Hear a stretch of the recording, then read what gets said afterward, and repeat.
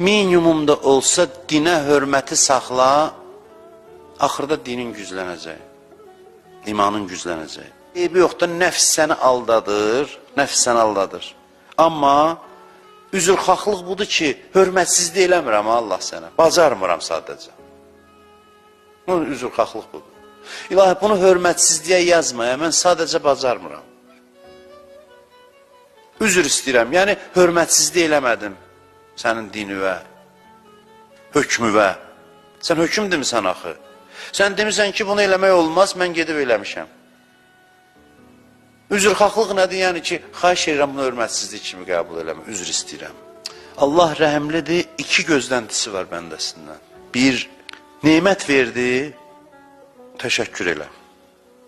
Günah elədin, dinən qələt eləmişəm. İki dənə şey. Allahın iki gözləntisi var insanla.